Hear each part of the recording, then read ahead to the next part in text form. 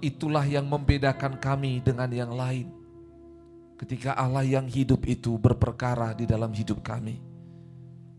Tuhan, kami menanti-nantikan Engkau, menantikan perbuatan-Mu yang ajaib. Dan biar melalui firman ini, dalam ibadah ini Engkau menyatakan kemuliaan-Mu, kehadiran-Mu di tengah-tengah kami. Kuduskanlah kami dengan darah-Mu. Berbicaralah Tuhan. Dalam nama Yesus kami sambut firman Tuhan. Haleluya. Sama-sama kita katakan amin. Tepuk tangan buat Tuhan Yesus. Baik, silakan duduk. Shalom. Sekali lagi shalom. Selamat hari Minggu. Sekali lagi selamat hari Minggu. Ya, kita bersyukur kepada Tuhan bahwa ini merupakan minggu kedua terakhir ya di dalam tahun ini. Ini minggu ke-50, 51 berarti ya. 51 karena dalam satu tahun itu 52 minggu. Nah, tahukah saudara, dalam momen-momen Natal seperti ini di bulan Desember, kita harus atau kita diingatkan untuk kita boleh terus mengingat karya keselamatan Allah. Kita diingatkan bahwa manusia berdosa, Tuhan datang bagi manusia. Itulah Natal yang sesungguhnya. Itu sebabnya dalam perayaan Natal mau skala apapun, skala lorong, skala kota, skala bangsa, skala semuanya, kita harus jangan sampai terlewatkan dengan pesan itu. Allah datang mencari manusia yang hilang dan mengembalikannya kepada kemuliaan Tuhan. Amin. Dan itu sebabnya dalam minggu ini kita akan belajar firman Tuhan tentang bagaimana kita bisa menyambut Sang Raja Mulia. Kita tahu bahwa kelahiran Yesus Kristus adalah gambaran kemuliaan Allah. Nanti kita akan belajar sama-sama firman Tuhan ini. Nah, sebelum saya membajak saudara untuk membaca firman Tuhan, kita belajar sama-sama bahwa sewaktu manusia berdosa, dengar baik-baik, setelah manusia berdosa, maka ada yang hilang dari dalam diri manusia. Dan yang hilang itu disebut adalah kemuliaan Tuhan. Sama-sama katakan kemuliaan Tuhan. Hal ini bisa kita temukan dalam Roma pasal yang ketiga. Coba kita lihat Roma pasal yang ketiga, dikatakan seperti ini. Karena semua orang telah berdosa dan telah kehilangan kemuliaan Allah. Kenapa bisa hilang kemuliaan Allah? Dalam Kejadian pasal 1 ayat 26-27 dikatakan, berfirmanlah Allah, marilah kita menjadikan manusia itu serupa segambar dengan kita. Jadi manusia serupa segambar dengan Allah. Allah itu Allah yang penuh dengan kemuliaan. Itu sebabnya dikatakan supaya manusia diciptakan serupa segambar dengan Allah, dan ketika manusia itu jatuh dalam dosa, manusia itu kehilangan kemuliaan Tuhan. Ya, dengar baik-baik, saudara, supaya kita nggak terlewatkan dengan esensi Natal ini. Coba buka sama-sama Yesaya 43 ayat 7. Apa yang firman Tuhan ini katakan? Yesaya 43 ayat 7 jelas sekali dikatakan, semua orang yang disebutkan dengan namaku, yang kuciptakan untuk kemuliaanku, yang kubentuk dan yang juga kujadikan. Sekali lagi kita baca, 1, 2, 3. Semua orang yang disebutkan dengan namaku, yang kuciptakan untuk kemuliaanku, yang kubentuk dan yang juga kujadikan. Jadi manusia itu diciptakan, dibentuk, dan dijadikan oleh Tuhan. Tujuannya apa? Untuk kemuliaan Tuhan. Sama-sama katakan, untuk kemuliaan Tuhan. Dengar baik-baik. Kemuliaan Tuhan inilah yang hilang juga dari dalam diri malaikat itu, diambil oleh Tuhan. Dan ialah malaikat yang jatuh, yang adalah iblis yang telah memberontak kepada Allah, sehingga Allah mengambil kemuliaan dari mereka. Dan dia ini tidak mau kemuliaan itu ada pada manusia. Karena selama ini Malaikat yang jatuh ini adalah gambaran seorang malaikat yang sangat dekat dengan Allah. Gambaran yang memuji, memuliakan Tuhan. Dia membawa pujian dari semua ciptaan yang ada untuk kemuliaan Allah. Tetapi ada saat di mana dia berhenti mengambil, mencuri kemuliaan itu bukan kepada Allah. Dan pada momen itulah dia dihukum, dilemparkan jauh kepada bumi ini. Dan setelah itu chaoslah seluruh bumi. Dan waktu Allah menciptakan manusia dan seluruh bumi ini, maka apa yang terjadi? Sang iblis yang telah jatuh, yang telah kehilangan kemuliaan itu memiliki kecemburuan abadi. Dan kecemburuan abadi inilah yang membuat dia berani menembus Taman Eden dan datang menjumpai yang namanya Adam dan Hawa untuk mengambil kemuliaan dari dalam diri manusia itu. Saudara tahu apa yang terjadi? Itu sebabnya Roma 3:23, semua orang berdosa telah kehilangan kemuliaan Allah. Kapan kemuliaan Allah itu hilang? Tadi kita katakan bahwa manusia diciptakan dalam kemuliaan Tuhan untuk kemuliaan Tuhan. Lalu ketika manusia terbujuk rayuan iblis dan melanggar perintah Allah, maka kemuliaan Tuhan meninggalkan manusia itu. Sehingga mereka telanjang. Telanjang di situ bukan berbicara tentang seksual semata, itu sekunder. Seksual yang primer, yang pertama dalam Alkitab ketika manusia berdosa adalah kemuliaan Tuhan itu meninggalkan mereka, jubah kemuliaan. Karena di kitab Mazmur dikatakan Allah berselimutkan dengan kemuliaan. Jadi manusia itu diselimuti dengan kemuliaan. Dan ketika manusia jatuh dalam dosa, kemuliaan itu meninggalkan manusia. Itulah gambaran telanjang. Jadi bukan telanjang gak pakai baju semata. Itu sebabnya manusia berusaha mengganti kemuliaan Tuhan itu. Dengan cara apa? Memakai semat, menyematkan daun-daun daun pepohonan. Bahkan di kitab Roma pasal 1, Roma pasal 2, manusia berusaha mengganti kemuliaan Tuhan dengan apa? Kepuasan kedagingan, penyembahan kepada berhala, memuaskan nafsu. Karena apa? Kemuliaan itu adalah hal yang sangat istimewa. Katakan sangat istimewa. Sekali lagi, sangat istimewa. Oke, kita kembali dulu ya. Saya sudah ngegas ini supaya saudara ikut sama-sama. Kemuliaan di dalam Alkitab, di dalam Perjanjian Lama diterjemahkan dengan kata kavod, ya. Kavod atau kavod. Nah, dan kemuliaan ini artinya ada dua dalam Perjanjian Lama. Yang pertama adalah keakraban, kehadiran yang dirasakan. Tetapi bukan hanya itu. Tapi apa? Ada satu bobot. Jadi bukan seperti kehadiran itu adalah sesuatu yang punya dampak yang dirasakan. Itu maksudnya.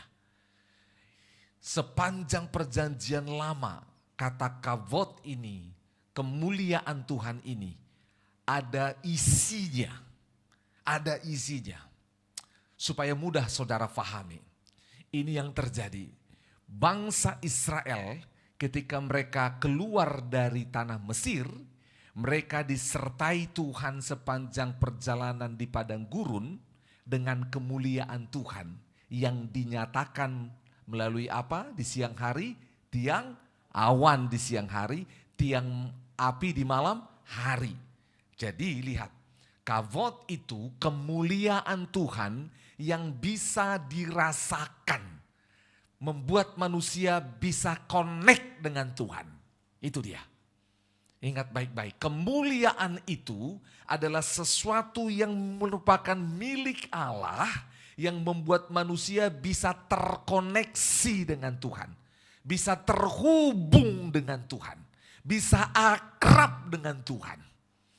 Itu sebabnya dikatakan bahwa kemuliaan ini adalah tanda kutip satu-satunya yang dimiliki Allah yang tidak dibagikan kepada siapapun kecuali manusia. Kemuliaan itu tidak dibagikan kepada ciptaan yang lain. Binatang tidak punya kemuliaan, laut tidak punya kemuliaan, alam tidak punya kemuliaan.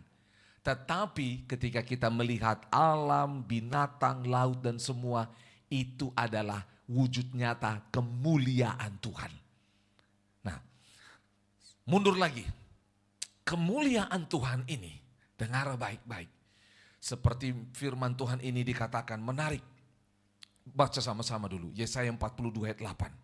Yesaya 42 ayat 8. Supaya saudara faham sebagai orang Kristen, menjaga dirimu di dalam mahkota kemuliaan Tuhan ini. Yesaya 42 ayat 8 dikatakan, aku ini Tuhan, sama-sama 1, 2, 3. Aku ini Tuhan, itulah namaku, sama-sama. Aku tidak memberikan kemuliaanku kepada yang lain, atau kemasyuranku kepada patung. Kenapa sampai ayat ini muncul? Karena manusia telah kehilangan kemuliaan Allah, mereka berusaha menciptakan kemuliaan-kemuliaan yang lain.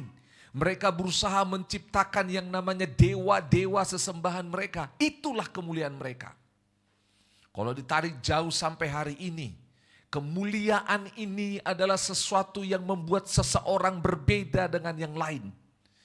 Di perjanjian lama, kita ingat ada sebuah kisah bahwa tabut perjanjian Tuhan merupakan lambang kemuliaan Tuhan. Saudara, suatu kali apa yang terjadi? Tabut kemuliaan ini dibawa bangsa Israel berperang. Dan setiap mereka berperang membawa tabut kemuliaan ini, mereka pasti menang. Siapapun lawannya, apapun senjatanya, berapa banyak pun musuhnya, mereka pasti menang. Bukan karena kehebatan mereka berperang, tapi karena tabut kemuliaan Tuhan ini menyertai mereka. Namun satu kali ada seorang imam bernama Eli. Eli ini adalah seorang imam yang dipercayakan Tuhan menjaga rumah Tuhan. Supaya rumah Tuhan tetap menyala, ada pujian, penyembahan, doa, supaya kemuliaan Tuhan. Sebentar ya, mundur dulu. Sewaktu saya nonton film Avenger, saudara, apa yang terjadi? Waktu saya nonton film ini, kita lihat ada banyak resource power di situ. Ada banyak sumber kuasa, betul ya? Nah, waktu sumber kuasa itu muncul, entah itu The Infinity Stone dan macam-macam lah, itu loh ya. Apa yang terjadi? Orang menggantungkan diri kepada kuasa itu. Nah, waktu saya nonton itu, seakan-akan Tuhan ajar seperti ini, sederhana. Agus, begitulah kemuliaanku. Tetapi lebih daripada itu. Lebih daripada itu. Facebooknya masih nyala. Lebih daripada itu. Dan semua orang mencarinya. Karena kemuliaan itu sungguh luar biasa. Saudara, tabut Tuhan itu ketika dipegang oleh bangsa Israel, semua musuh mereka berperang kalah.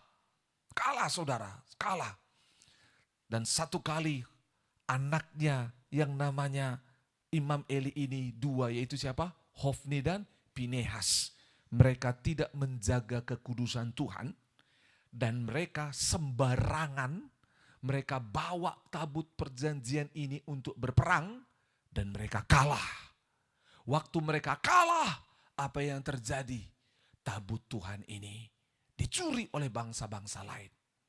Sewaktu dicuri oleh bangsa-bangsa lain, karena bangsa-bangsa itu tahu, bangsa ini tidak akan pernah bisa kita kalahkan. Bukan karena strategi perang mereka, bukan karena pengalaman perang mereka, tapi karena ada sesuatu yang bersama dengan mereka. Yaitu apa? Tabut kemuliaan Tuhan itu. Dan mereka curi. Sewaktu dicuri, maka apa yang terjadi? Pulanglah tentara, pulanglah kepada bangsa Israel. Kita kalah berperang. Kita kalah berperang. Iya, bahkan sampai di rumah Tuhan. Anakmu Hofni dan Finehas mati. Imam Eli itu terlalu banyak makan makanan Natal. Dia kegemukan, stroke, jatuh dan mati. Pada saat yang bersamaan istrinya, apa yang terjadi? Hamil Dan dia lihat dengar Hofni Finehas mati. Bapaknya jatuh mati. Tabut Tuhan diambil. Tiba-tiba kandungannya pecah. Pum! Lahir anak. Dan tiba-tiba waktu lahir anak itu bidannya ambil. Mamanya bilang tolong kasih dia nama Ikabod. Artinya apa? Kemuliaan Tuhan telah hilang. Saudara bayangkan sampai seorang anak dinamai Ikabod. Kemuliaan Tuhan hilang. Dan saudara tahu apa yang terjadi? Tabut perjanjian ini melambangkan tadi keakraban kehadiran Tuhan. Dibawa oleh bangsa-bangsa. Ditaruh di rumah kuil mereka, di kuil-kuil mereka. Di samping daripada dewa-dewa mereka. Salah satu dewa mereka namanya Dagon. Apa namanya? Dagon. Ditaruhlah. Jadi ini kuil Dagon. Di sebelahnya ditaruh yang namanya tabut perjanjian yang merupakan lambang kemuliaan Tuhan. Apa yang terjadi? Besoknya imam-imam Dagon datang, lihat tangannya sudah putus. Begitu loh. Mereka takut, diperbaiki lagi. Besoknya lagi bukan hanya tangannya yang putus, kepalanya putus dan hancur. Mereka takut, kok bisa? Mereka mulai sadar ini karena tabut kemuliaan Tuhan ini. Dan mereka nggak tahu bagaimana pengelolanya. Karena kemuliaan Tuhan ini nggak bisa dibagi dengan yang lain. Kemuliaan Tuhan ini melambangkan kehadiran kekudusan Tuhan. Mereka tidak sanggup mengelolanya. Dikasih ke bangsa A. Waktu bangsa A bilang, wah ini seperti kekuatan Gauntlet Infinity Stone-nya. Itu seperti sumber kuasa bagi kita. Mari. Mereka terima. Waktu mereka terima, mereka nggak sanggup kelola. Apa yang terjadi? Ada penyakit terjadi di sana. Dan semua mereka nggak sanggup. Dibawa sana kemari, saudara.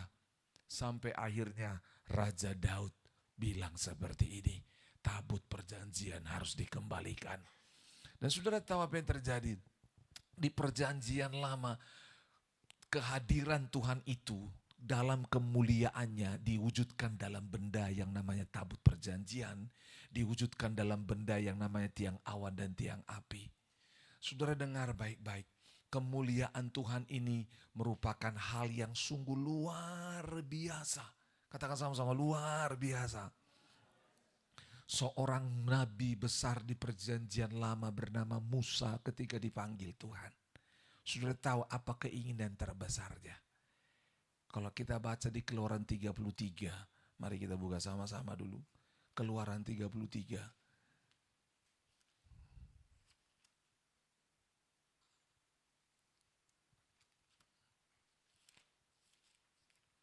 Keluaran 33.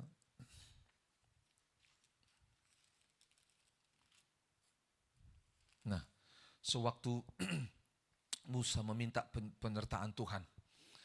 Ini menarik sekali. Keluaran 33. Dia ngomong seperti ini. Kita baca mulai dari ayatnya yang keberapa ini. Ayat 10.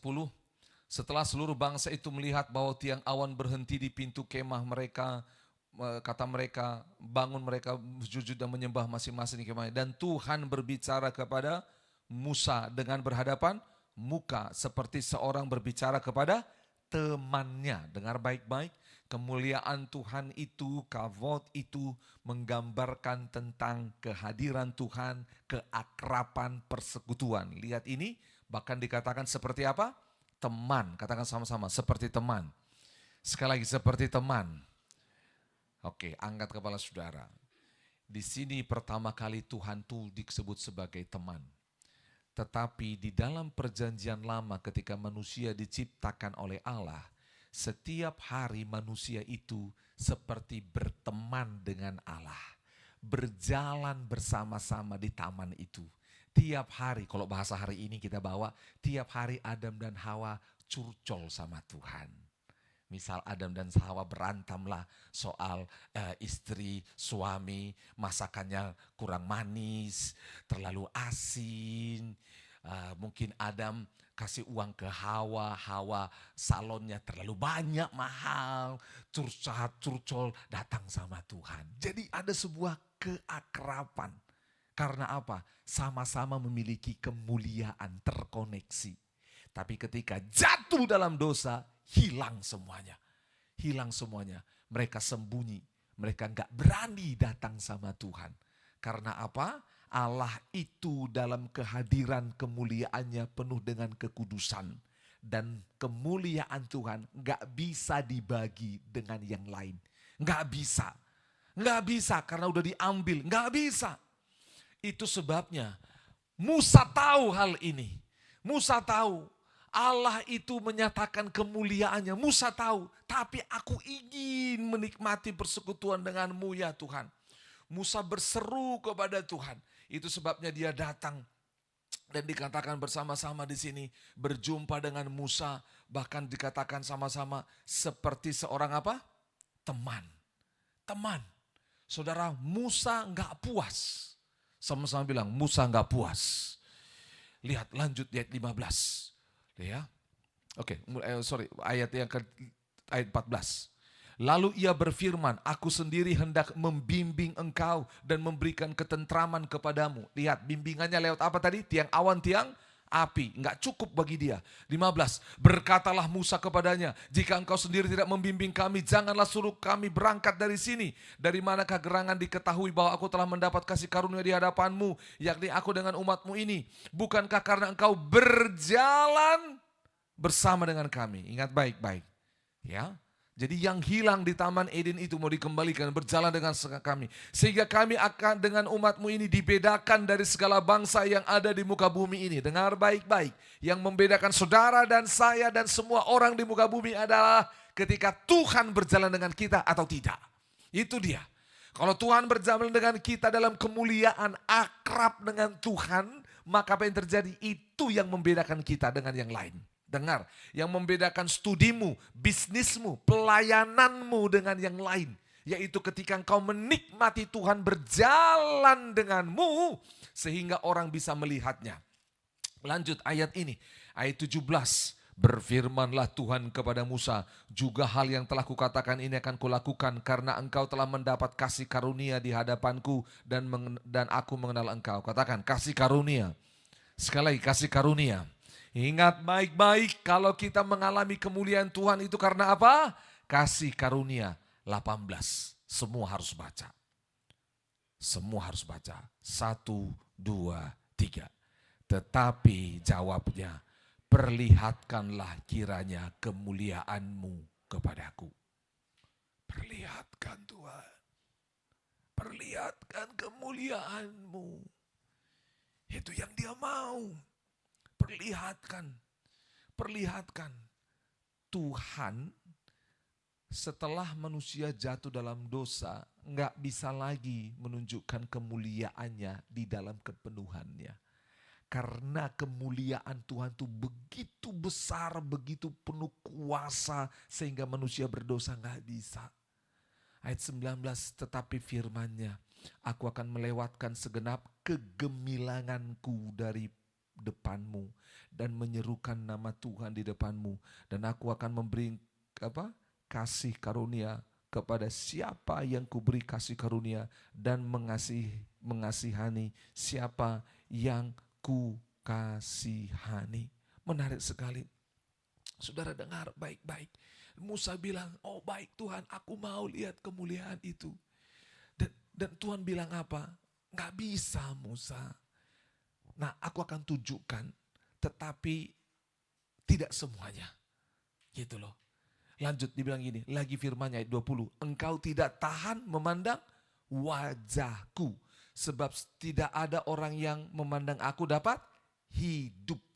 Satu-satunya yang pernah memandang Allah dapat hidup hanya siapa? Adam dan Hawa.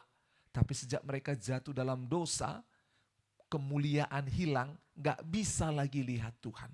Tapi Musa ini tahu betapa bahagianya kalau hanya lihat api, wow gitu loh.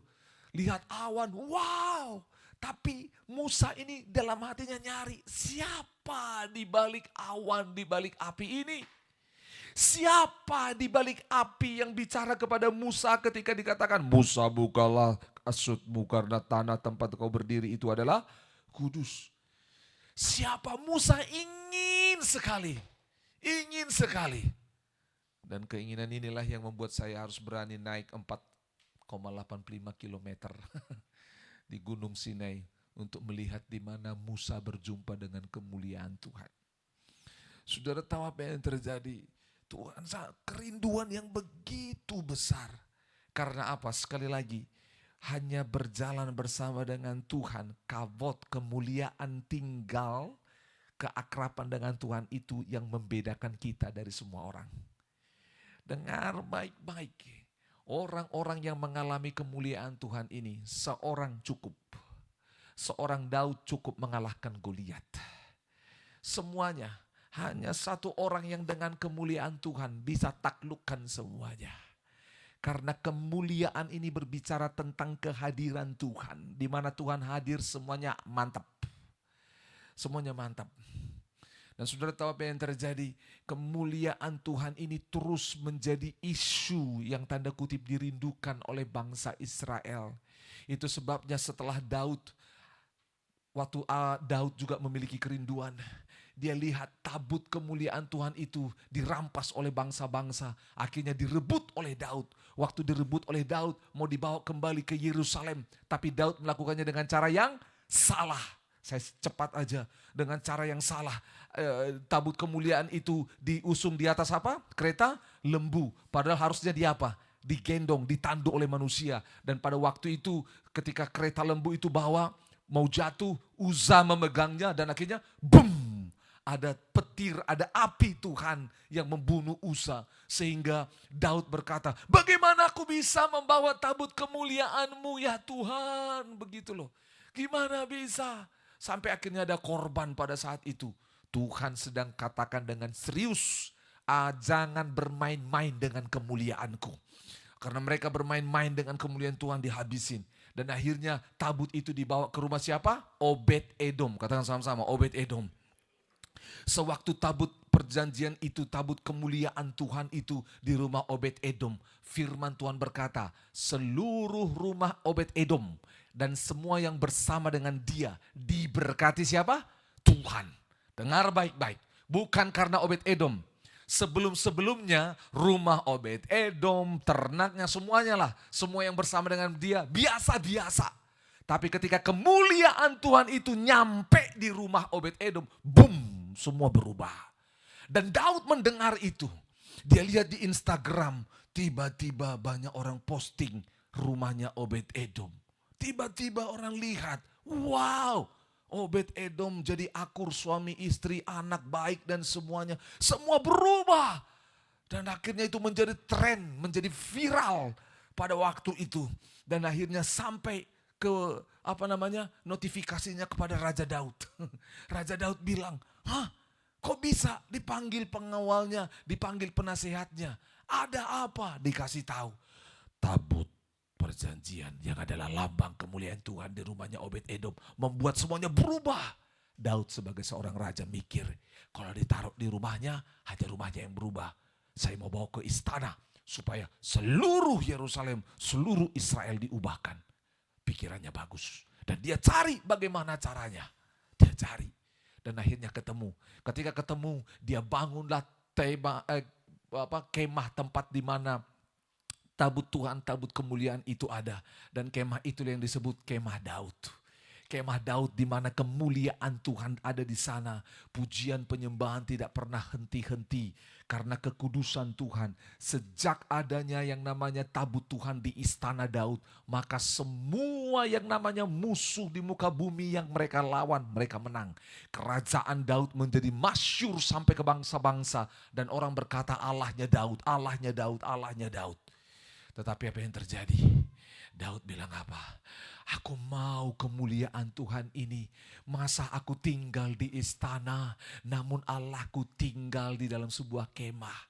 Nggak cocok. Dia datang sama Allah, dia berseru, Tuhan aku berdoa, aku merindukan supaya kami bisa melihat kemuliaan-Mu. Engkau berkati, kau buat tinggal di istana. Engkau tinggal tinggal di namanya kemah seperti itu. Tuhan bilang seperti itu. Tuhan bilang begini, Daud, tidak akan ada rumah yang bisa memuat aku karena langit adalah tumpuan kakiku, bumi semuanya milikku. Tidak ada Daud. Tapi Daud bilang seperti ini, Tuhan kami rindu berjumpa dengan Engkau, ingin buat sebuah rumah untuk Tuhan. Dan akhirnya Tuhan berkata kepada Daud, oke, aku berikan, tapi bukan dari tanganmu. Karena kau penuh dengan apa? Dosa. Akhirnya apa yang terjadi? Oleh seorang anaknya bernama siapa? Salomo, bait Tuhan dibangun. Dan kita kembali ke kitab 2 Tawarik. Apa yang terjadi? Waktu tabut Tuhan dibawa di bait suci Salomo, mereka menyembah Tuhan dengan luar biasa. Kita buka dulu di dalam 2 Tawarik pasal yang kelima. 2 Tawarik 5 ayat yang ke berapa itu? 2 Tawarik 5. Ini menarik sekali.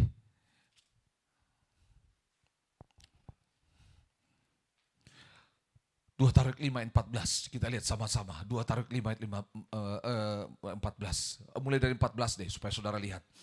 2 Tawarik 5, jadi bait suci itu dibangun, saudara ingat tadi ya kronologisnya, sampai akhirnya di zamannya Salomo. Ayat 13, 2 Korintus 5 ayat 13, 14, 1, 2, 3. Lalu para peniup nafiri dan para penyanyi itu serentak memperdengarkan paduan suaranya untuk menyanyikan apa? Puji-pujian dan syukur kepada Tuhan. Mereka menyaringkan suara dengan nafiri, ceracap dan alat-alat musik sambil memuji Tuhan dengan ucapan sama-sama. Sebab Ia baik. Ya. Ayat 13. Pantas saudara diam semua. Ayat 13 sampai 14. 2 Tawarik 5 ayat 13. Sebab Ia baik, bahwasanya untuk selama-lamanya kasih setianya. Pada ketika itu rumah itu, yakni rumah Tuhan, dipenuhi dengan apa? Awan, sehingga imam-imam itu tidak tahan berdiri untuk menyelenggarakan kebaktian. Oleh karena awan itu, sebab kemuliaan Tuhan memenuhi rumah Allah. Awan itu menyatakan kemuliaan Tuhan.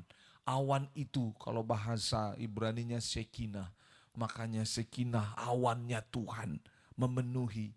Awan yang pernah menyertai yang namanya bangsa Israel di padang gurun. Awan itu datang di rumah.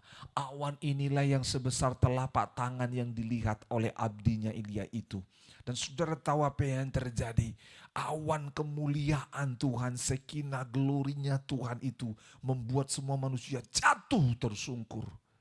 Dan saudara tahu apa yang terjadi? Berbagai peristiwa di perjanjian lama. Ketika kemuliaan Tuhan dinyatakan, maka apa yang terjadi? Yaitu musuh-musuh dikalahkan, semua perbuatan-perbuatan jahat dihancurkan, manusia tidak tahan berdiri. Dan kemuliaan Tuhan pada saat yang bersama adalah menarik orang untuk bisa melekat kepada Tuhan. Karena itulah sejatinya sejak dari awal manusia diciptakan, yaitu melekat dengan Tuhan. Dan saudara, ini terus berjalan. Sampai akhirnya muncul di perjanjian baru. Katakan perjanjian baru. Sekali lagi perjanjian baru. Di perjanjian baru akhirnya Allah menyatakan kemuliaannya. Lukas, kita lihat sama-sama di kitab Lukas. Dan inilah berita Natal yang selama ini saudara dengar. Lukas. Lukas pasal yang kedua. Lukas pasal yang kedua. Ayat 10 sampai 14. Lukas pasal 2 ayat 10 sampai 14. Kita baca 1, 2, 3. Lalu kata malaikat itu kepada mereka, jangan takut, sebab sesungguhnya aku memberitakan kepadamu kesukaan besar untuk seluruh bangsa. Hari ini telah lahir bagimu juru selamat, yaitu Kristus Tuhan di kota Daud. Dan inilah tandanya bagimu, kamu akan menjumpai seorang bayi dibungkus dengan lampin dan terbaring dalam palungan. 13. Dan tiba-tiba tampaklah bersama-sama dengan malaikat itu sejumlah besar bala tentara sorga yang memuji Allah, katanya, kemuliaan bagi Allah di tempat yang maha tinggi, dan damai sejahtera di bumi di antara manusia yang berkenan kepadanya. Saudara dengar baik-baik. Setelah sekian lama kata kemuliaan ini hilang, hanya dalam bentuk awan, hanya dalam bentuk api, hanya belum dalam bentuk tabut perjanjian. Tiba-tiba di perjanjian baru, malaikat membuat sebuah deklarasi. Dia bilang, kemuliaan bagi Allah di tempat yang maha tinggi. Nah, waktu mendengar hal ini, orang-orang pada zaman perjanjian lama tahu kitab Yesaya tadi, bahwa Tuhan tidak akan pernah membagikan kemuliaannya kepada yang lain. Tidak. Kemuliaan hanya di tempat yang maha tinggi. Lalu tiba-tiba mereka mendengar, iya kemuliaan di tempat yang maha tinggi. Makanya gembala-gembala takut. Karena apa? Lihat tadi. Semua yang berjumpa dengan kemuliaan Tuhan tanpa standar kekudusan Tuhan, semua akan apa? Mati. Makanya gembala-gembala takut. Karena semua manusia telah berdosa, telah kehilangan kemuliaan Allah. Jadi gak bisa. Dan kita tahu sama-sama kehadiran Yesus ini yang adalah peristiwa Natal. Kita lihat lagi, lompat ke Yohanes pasal 1 ayat 1. Kita lihat sama-sama Yohanes 1 ayat 1. Pada mulanya adalah firman, firman itu bersama-sama dengan Allah dan firman itu adalah Allah. Jadi lihat semuanya pada mulanya adalah firman, pada mulanya firman. Oke, ayat yang ke-7, ayat ke-8. Kita lompat ayat yang ke-14 langsung supaya cepat waktunya. Pada mulanya adalah firman, firman itu Allah. 14 sama-sama, 1, 2, 3. Firman itu telah menjadi manusia dan diam di antara kita. Dan kita telah melihat apa? Kemuliaannya. Yaitu kemuliaan yang diberikan kepadanya sebagai anak tunggal Bapa, penuh kasih karunia dan kebenaran. Sekali lagi, baca supaya saudara faham dengan koneksi cerita-cerita panjang tadi di perjanjian lama. 1, 2, dan 3. Firman itu telah menjadi manusia dan diam di antara kita, dan kita telah melihat kemuliaannya, yaitu kemuliaan yang diberikan kepadanya sebagai anak tunggal Bapa, penuh kasih karunia dan kebenaran. Lihat, pada mulanya adalah firman, dan firman itu menjadi apa? Manusia. Kemuliaan yang dari Allah itu membawa damai sejahtera di bumi oleh seorang manusia yang lahir dari seorang perawan yang bernama siapa? Yesus. Dan dia inilah yang dikatakan melalui Yesus kita melihat kemuliaan Allah. Jadi dengar baik-baik, di perjanjian lama, saya tolong saudara kembali, di era penciptaan, katakan penciptaan. Di era penciptaan manusia diciptakan serupa segambar dengan Allah. Allah berselimutkan kemuliaan, manusia akhirnya berselimutkan kemuliaan. Kemuliaan adalah tentang kehadiran Allah yang membuat manusia bisa terhubung dengan Allah. Namun ketika manusia jatuh dalam dosa, kemuliaan itu meninggalkan manusia. Menjadi apa? Telanjang. Tidak ada lagi kemuliaan. Sejak saat itu apa yang terjadi? Allah ingin memberikan kemuliaannya kepada manusia, tapi gak bisa karena manusia itu berdosa. Seorang nabi besar bernama Musa tahu kejadian itu. Karena Musa lah yang dipakai Tuhan untuk menulis kitab Kejadian. Kejadian, Keluaran, Imamat, Bilangan, Ulangan, Musa yang dipakai Tuhan untuk menulis itu. Dia tulis, Tuhan bicara sama dia, dan dia tulis. Dia tahu bahwa manusia dulu berjalan bersama dengan Allah dalam kemuliaan. Musa bilang, aku mau itu Tuhan. Perlihatkan kemuliaanmu. Karena kemuliaan inilah yang akan membedakan kami dengan bangsa yang lain. Dan Tuhan bilang apa? Enggak bisa Musa. Gitu loh.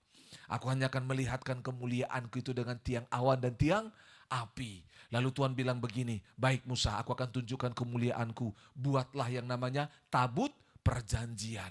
Dibuatlah tabut perjanjian di mana Tuhan hadir, lambang kehadiran Tuhan. Sepanjang perjalanan kita bahas, sampai akhirnya semua di perjanjian lama. Yang namanya kehadiran Tuhan di dalam bahasa Ibrani tadi itu, yang namanya kabot itu hanya di dalam tabut, hanya di dalam tiang awan, hanya di dalam tiang api. Tetapi di perjanjian baru, dalam bahasa Yunaninya doksa, kemuliaan itu muncul bukan dalam api, bukan dalam awan, tapi dalam rupa seorang anak manusia. Bernama siapa? Yesus.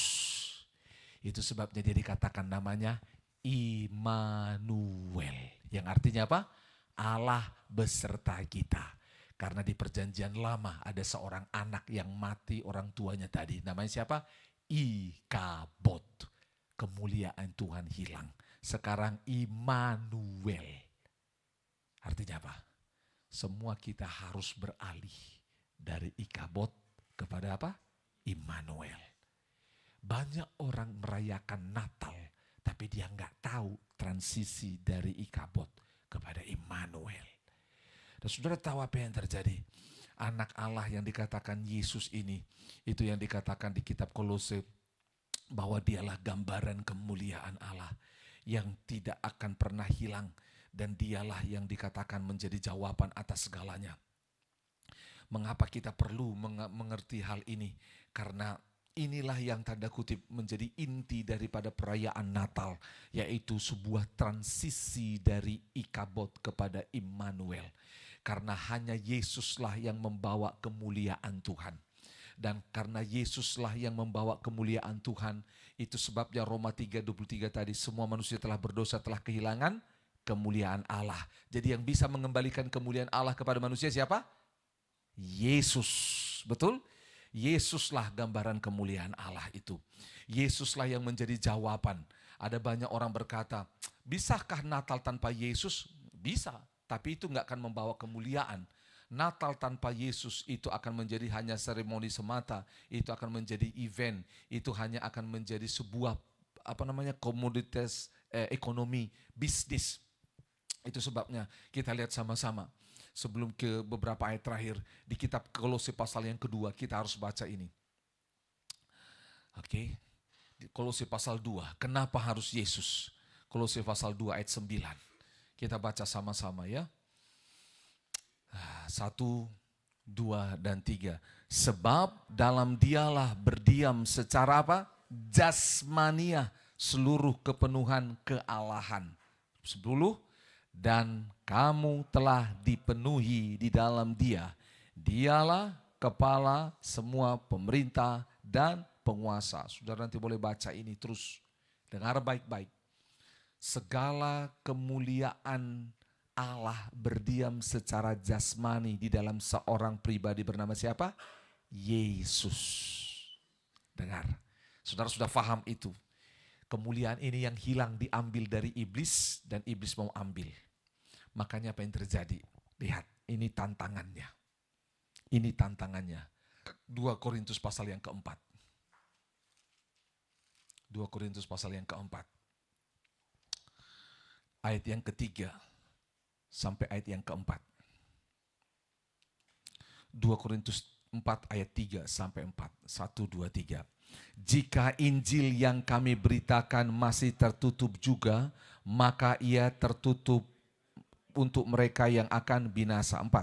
Yaitu orang-orang yang tidak percaya. Sama-sama. Yang pikirannya telah dibutakan oleh apa? Ilah zaman ini. Dengar baik-baik. Sehingga mereka tidak melihat cahaya Injil tentang apa? Kemuliaan Kristus yang adalah gambaran Allah. Itu sebabnya dengar baik-baik. Iblis tidak berhenti di Taman Eden dengan mengambil kemuliaan itu, dengan membuat kemuliaan itu hilang. Sorry, saya ralat. Iblis nggak bisa ambil kemuliaan Allah, nggak bisa.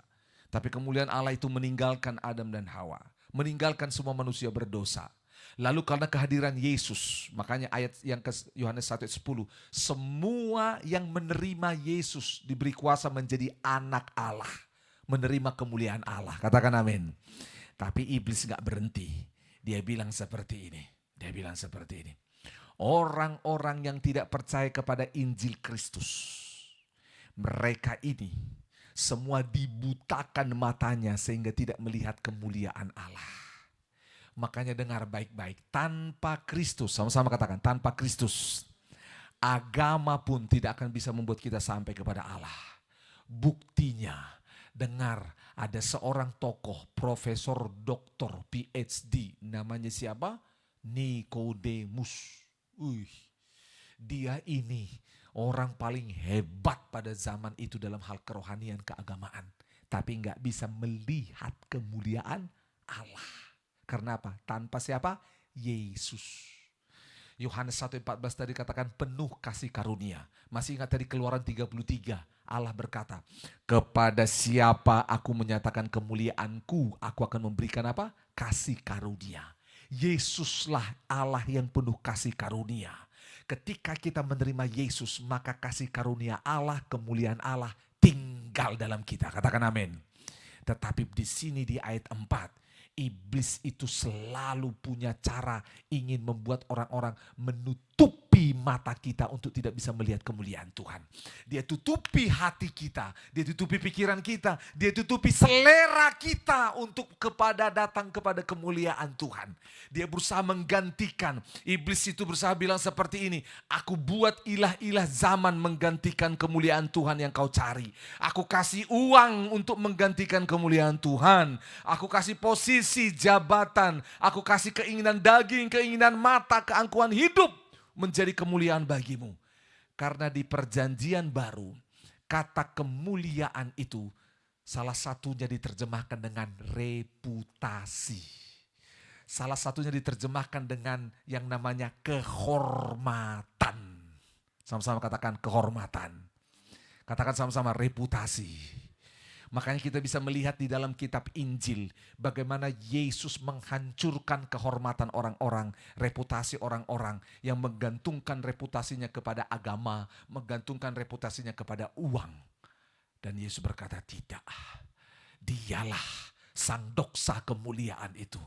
Kau harus gantungkan semua kepada kemuliaan Tuhan. Karena apa? Agama, uang, perbuatan baik semua akan binasa tanpa sang Raja mulia. Dan inilah, makanya sampai sekarang, kenapa orang Kristen tidak memberitakan Injil? Kenapa saudara tidak memberitakan Injil? Saudara tahu jawabannya. Orang-orang yang ditipu oleh iblis dengan berusaha mengganti kemuliaannya. Makanya berani Paulus berkata, terkutuklah aku kalau aku tidak memberitakan Injil. Mengapa? Karena pemberitaan Injil lah cara untuk kemuliaan Tuhan disampaikan. Sedikit lagi, kemarin saya ngobrol dengan beberapa orang. Ada 3 gereja besar di Amerika yang jumlah kehadiran mereka itu puluhan ribu, ada yang ratusan ribu. Dan gereja ini sungguh luar biasa dalam 10, 15, 20 tahun terakhir sebelum COVID. Gereja ini luar biasa. Bahkan buku-bukunya saudara pernah baca mungkin. Ya. Luar biasa. Ada sebuah gereja namanya Willow Creek. Ada sebuah gereja Saddleback, tempatnya Rick Warren. Saya udah ke sana. Dan ada juga gerejanya Joel Osteen di Houston, Texas. Saya juga udah ke sana. Besar sekali itu ruang gereja. Sekali ibadah 50.000. Wih, 50.000 tempat duduknya. Nggak jauh beda dengan kita. Ribunya aja yang hilang. Saudara dengar baik-baik. Wih, kita masuk. Agus naik di atas, saya naik di atas. Tuhan Yesus kecil sekali di sana. Pakai layar monitor besar.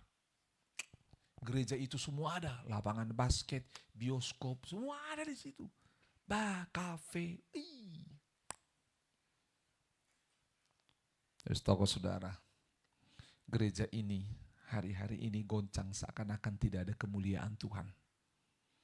Terlalu dini saya mengatakan tidak ada kemuliaan Tuhan, tapi saya sedang meneruskan perkataan daripada para peneliti. Gereja ini sudah tidak mau lagi untuk bercerita menegur orang yang berdosa. Sementara dosa adalah antitesis namanya kemuliaan Tuhan. Kemuliaan Tuhan tidak akan pernah bersanding dengan dosa. Gak berani lagi tegur. Mereka mulai menggantikan yang namanya jubah mereka, khotbah dengan semua ibadah, lagu-lagu bagus. Gak salah, dengar baik-baik. Perform mereka, lagu-lagunya bahkan ada yang kita nyanyikan, betul? Wih, tapi tahu apa yang terjadi? Kemuliaan Tuhan sudah sepertinya mulai tercemari. Dosa tidak berani digubris lagi karena takut jemaat tinggalkan. Uang tidak berani diurus lagi karena kalau umpamanya diurus uang, Maka terjadi jemaat yang punya uang akan tinggalkan gereja. Mulai tidak berani lagi tegur orang karena tidak disiplin dalam pelayanan. Tidak berani lagi untuk menceritakan Injil dengan frontal bahwa tanpa Yesus kau akan mati, akan binasa. Sehingga akhirnya mulai terima pengaruh-pengaruh LGBT dan semua. Mulai goncang. Di dalam kajian itu akhirnya muncul di bagian akhir, gereja-gereja ini mengalami penurunan. Kalau penurunan 1000 nggak terasa, kita terasa sekali. Ya, betul saudara. Kalau penurunannya nggak terasa, betul. Tapi penurunannya sungguh signifikan, sampai hampir setengah.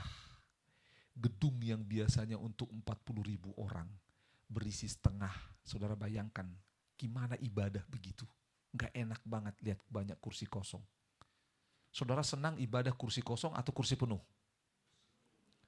Sekali lagi, saudara senang ibadah kursi kosong atau kursi penuh? Jadi tanggung jawab siapa untuk memenuhkan itu?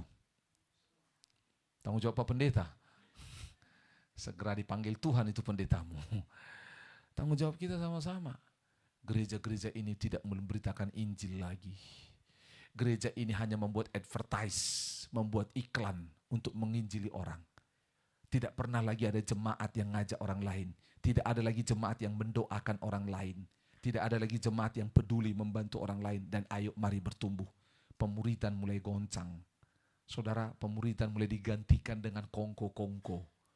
Cave, di kafe, ngobrol, makan, minum. Fellowship tanpa kebenaran firman Tuhan. Akhirnya lambat laun. Semua ini hilang dan habis. Kenapa saya sampaikan ini saudara? Karena kita tidak mau terjebak dalam kemuliaan palsu. Ini ayat terakhir, kita baca Yesaya pasal 55.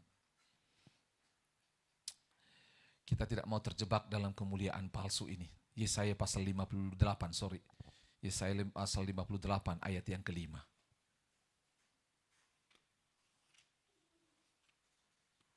Yesaya 58 ayat yang kelima. Oke, kita baca di situ juga ada. 1, 2, 3.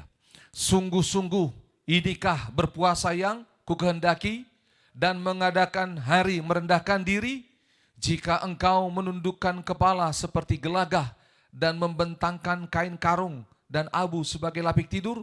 Sungguh-sungguh itukah yang kau sebutkan berpuasa, mengadakan hari yang berkenan kepada Tuhan? Mereka rohani nih. Ayat 6, kita baca. Bukan berpuasa yang kukehendaki ialah supaya engkau membuka belenggu-belenggu kelaliman dan melepaskan tali-tali kuk, supaya engkau memerdekakan orang yang teraniaya dan mematahkan setiap kuk. 7. Supaya engkau memecah-mecah rotimu bagi orang yang lapar dan membawa ke rumahmu orang miskin yang tak punya rumah. Dan apabila engkau melihat orang telanjang, supaya engkau memberi dia pakaian dan tidak menyembunyikan diri terhadap saudaramu sendiri. 8, sama-sama. Pada waktu itulah terangmu akan merekah seperti fajar dan lukamu akan pulih dengan segera. Kebenaran menjadi barisan depanmu dan kemuliaan Tuhan barisan belakangmu. Coba lihat. Bangsa ini berusaha membuat hal rohani untuk membuat kemuliaan palsu mereka terima. Tapi Tuhan bilang tidak. Saudara, itu sebabnya tema kasih dalam perbuatan ini merupakan wujud untuk membuat kemuliaan Tuhan itu nyata.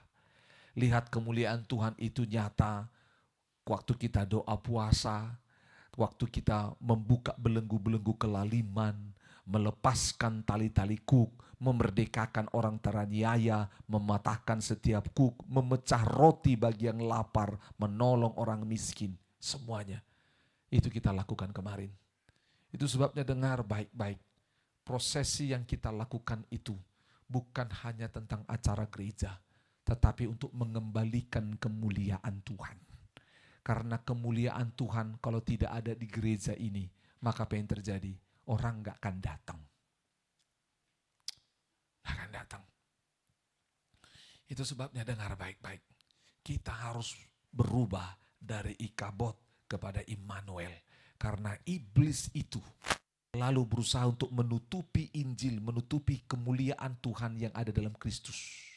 Kita berusaha dibuat macam-macam supaya tidak terkoneksi dengan Kristus. Dikasih reputasi palsu, kehormatan palsu. Ayat terakhir Matius pasal 5, saudara hafal ini. Matius 5 ayat 13. Ini tentang garam dan terang.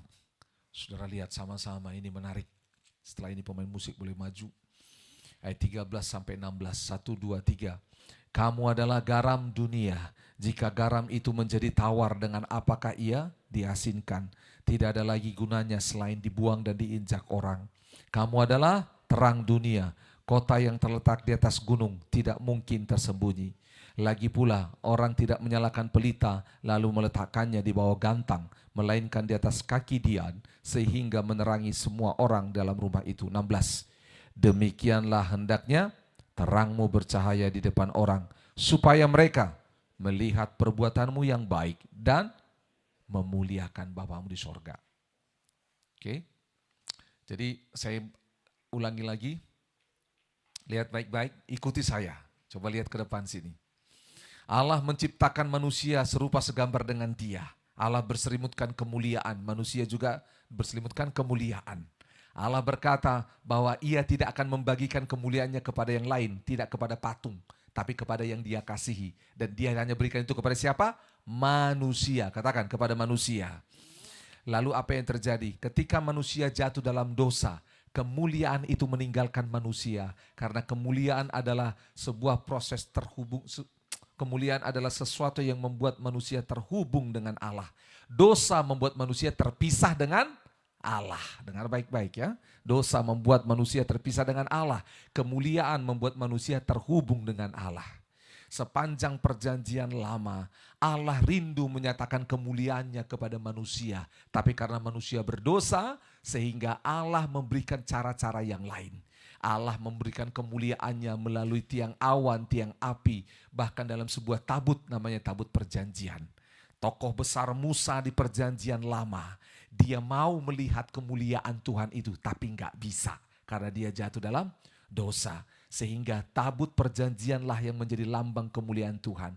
Kalau berjumpa dengan tabut perjanjian, dalam kekudusan, dalam cara Allah, maka Allah menyatakan diri. Tapi kalau orangnya berdosa, maka tabut perjanjian ini bisa tanda kutip menghukum orang yang penuh dosa, bahkan bisa mati seperti Peres Uza. Dan pada saat yang bersama, kalau tabut perjanjian ini diurus dalam cara Tuhan, dalam kekudusan Tuhan, maka berkat kemenangan yang terjadi. Dan kita lihat terus muncullah sebuah fenomena di mana tokoh-tokoh di perjanjian lama ini rindu bersekutu dalam kemuliaan Tuhan. Daud rindu, Salomo rindu, sehingga dibangun bait suci, tempat kemuliaan Tuhan dinyatakan. Sakinah glory Tuhan datang. Tetapi sepanjang perjanjian lama tidak pernah muncul yang namanya kemuliaan Tuhan dalam sesuatu yang bisa in touch, berhubungan dengan manusia seperti Adam dan Hawa. Dan akhirnya muncul di perjanjian baru dengan peristiwa apa? Natal. Dalam peristiwa Natal, kemuliaan Allah itu turun di muka bumi dalam rupa seorang anak bernama siapa? Yesus. Yesus ini yang disebut Immanuel, Allah beserta kita. Dialah firman yang menjadi manusia. Kemuliaan Allah ada dalam Yesus.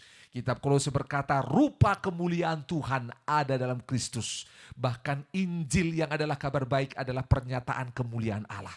Dan iblis ingin terus merusaknya. Oleh sebab itu sebagai orang percaya, apa yang kita lakukan untuk mengembalikan kemuliaan Tuhan? Yang pertama, dari Ikabod kepada Immanuel. Menerima Kristus sebagai Tuhan dan Juru Selamat yang adalah Natal. Itulah mengembalikan kemuliaan. Yang kedua, setelah kita menerima Yesus Kristus sebagai Tuhan Juru Selamat, yaitu apa? Kita terhubung dengan Tuhan. Jangan dengan rohani yang palsu. Seperti tadi itu yang berpuasa yang jahat itu. Tetapi sebagai anak Tuhan menolong orang-orang terikat, orang-orang yang terbelenggu, dilepaskan, didoakan, membantu orang-orang yang kesusahan, tidak makan, tidak minum, beri pakaian buat mereka. Menolong orang-orang ini. Yang kedua, yang selanjutnya adalah dengan menjadi garam dan terang di mana kita ada.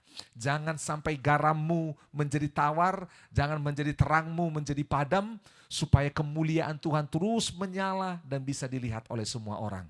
Dan terakhir, ingat, ada musuh yang selalu mau memadamkan kemuliaan Tuhan dalam diri kita. Tapi ketahuilah, kematian Yesus di atas kayu salib, dia bilang dia sudah selesaikan. Dan kemuliaan itu milik kita hari ini. Amin. Saya sampaikan ini kepada saudara, supaya saudara faham betul bahwa inilah yang akan kita kejar di tahun 2026, yaitu rupa kemuliaan Tuhan. Katakan sama-sama, rupa kemuliaan Tuhan. Supaya saudara fokus, betul. Enggak salah dengan harta benda, tapi dengar baik-baik. Iblis bisa pakai semua itu, reputasi itu. Kita mau yang kekal. Saudara mau yang kekal?